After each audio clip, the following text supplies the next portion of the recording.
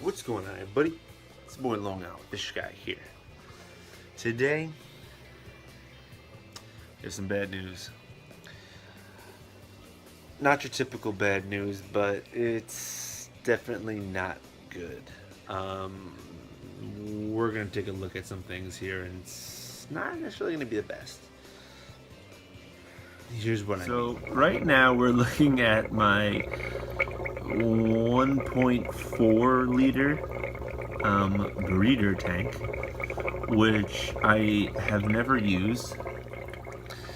I currently have a 10-gallon air pump on it with my red-tailed shark in it. With, since we've learned from the past, a little bit of a weight on there, just so we know he's not going to jump out. And you might be saying, Anthony, why do we have him, Long Island Fish Guy? Why do we have him in this little tiny thing? Well, here's why. So what happened was,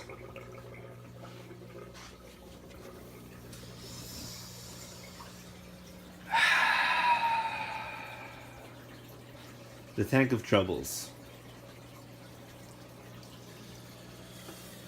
we added the new fish, as you already know. And what's that? What's that there on the filter?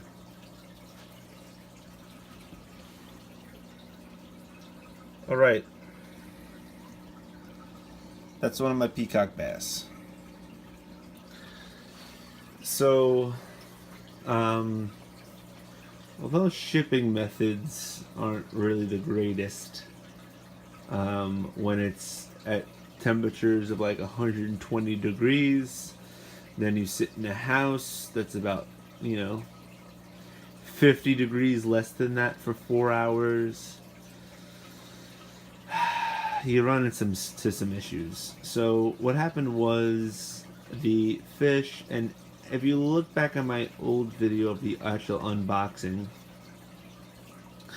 you'll see that when I actually fast forwarded a little bit to the night after, one of the peacock bass, if you take a good look at it, actually had ick. So this tank right now is actually being treated for ick. I added salt. One of the peacocks looked terrible with ick. It was just, that was almost to the point of no return.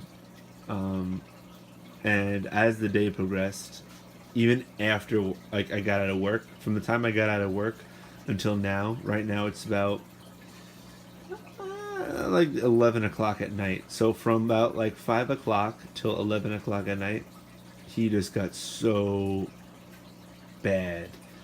That peacock you see right there, that's on that filter, he just, there's so many white spots on him. He actually might even still be alive. I see his mouth moving a little bit. It could be from the filter.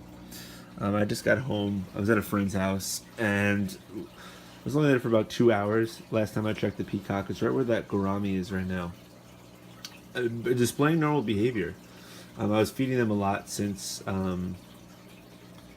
the arrival, and all the fish, as you could tell, are actually all active, showing no signs of stress or anything like that. So this tank has ick. It's number one ick producer, I'd say, is actually deceased at the moment. So we'll see what happens. So back to the red-tailed shark. Actually, I made a mistake. Well, I saw how what poor shape the peacock bass was in, and it 100% is not the shipper's fault. The guy who sent them to me, not his fault whatsoever. I mean, this, you're putting fish in a box for 3 days in the middle of the summer in Florida. Then you're bringing them up to New York. Temperatures change. Plus, I wish they didn't sit in my house for so long, but unfortunately, there was nothing I could do. They actually sat in my house for about 4 hours in air-conditioned weather, or temperature at least. So, he wasn't in the greatest shape. So what I did was, the way I've been treating, if I'll put a little card here, if you watch my old videos on how to treat ick, this is the way I treat them. I put the temperature up. Yesterday I put the temperature up where I actually acknowledge the ick. I put them up to 84 degrees in this tank. And I also added salt. Now, I'm not going to go in depth about as to how to treat, but that right there is like domino, like regular salt. Let me put this down. And I have to sneeze. So the way I treated my 125 when I actually got ick for my silver dollars was I lined, and this is probably so bad, and it has a nice look at my filter. Nice clean pad over here, nice dirty one with all that nice beneficial bacteria here. But that's another story.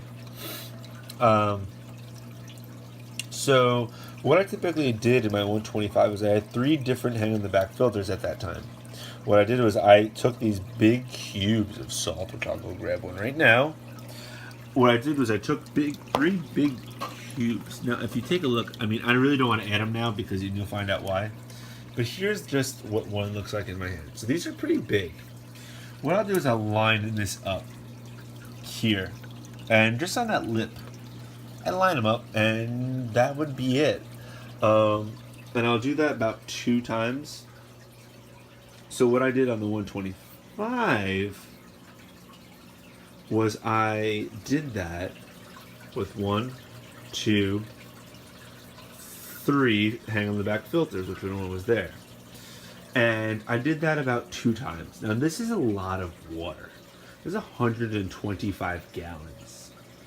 Now doing that 2 times, plus I redid it every time I did a water change.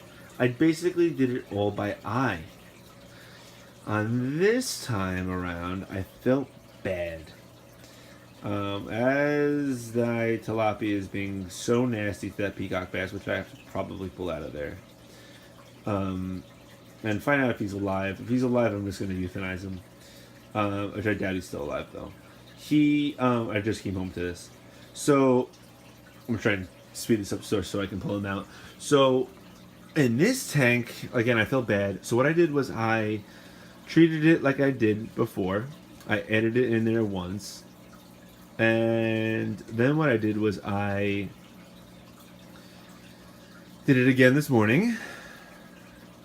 And then I got home from work and I killed this tank with salt because I saw that the peacock was really getting destroyed with ick. So I said, you know what? Let me see if I can, do some drastic changes. So I put it from 84 to 88 and added a lot of salt. Now, and by a lot of salt, I filled that line, and then I put, I would say, maybe about 2 tablespoons inside of the filter, just free. And I realized as I came back down here that my red-tailed shark was acting up. And I said, maybe I added a little bit too much. I did a little research on how much salt you should add, and it's about 2 tablespoons per gallon. I did about 3. So it's by no surprise I might have had some issues in here. I'm not sure exactly as to what happened in regards to the red-tailed shark, but I'm really convinced that, and I really need to take him out of there because he's just getting destroyed right there. And I really don't want him getting ick inside of his body or heels or anything like that. So let me try and speed this up. So I pulled him out, set him up as a little hospital tank over there, the 125. I'm going to leave him in there until at least the morning. Until I can actually, I'm going to do a water change in this tank now. And I mean, that's going to be it. I'm going to post a little update soon. I've been rambling on it for now. I really don't want to speed that long of a video, but that's going to be it for this. Just wanted to post a little update basically showing that I have now ick in this tank, and this is the reason why you quarantine. Because if I added these fish, obviously they're also very small, but if I added these fish into my 125, I would have had some serious issues. Now in regards to ick inside this tank, I know I'm just trying to finish this up, this peacock bass has a tiny bit, and granted, no fish in this tank has bad ick right now. My tilapia has slight bit of ick. other peacock bass has such a tiny, tiny, tiny bit of it. One of the mines has such a tiny, tiny, tiny bit of it, and that's basically it. The ick in this tank right now is contained. I really don't foresee any other deaths happening from this tank other than potentially my red-tailed shark, which I'm going to leave in overnight. And then overnight, if I see him, he's good, especially after my water change, he's going to be taken out. But that's going to be it for this. I'm going to be sure to take him out. That's just, he's dead. I mean, it's fine, but that's just, you know, I shouldn't let that happen. But that just started right now as I'm taking this video. But that's going to be it for this video. You know, here's a another look at my red-tailed shark. Because I'm actually kind of excited that, you know, I really do think he's going to make it. He was like, and granted, I'm not saying he's in good shape, because he's not. He was in horrible shape when I first got him into this. And, you know, it's basically like being in CO2 for a human being. You know, I screwed up. I put too much salt in, and that's I'm about to get my water change. So hopefully I can introduce him back in, and we'll take it from there. Alright guys, thanks for watching. Peace.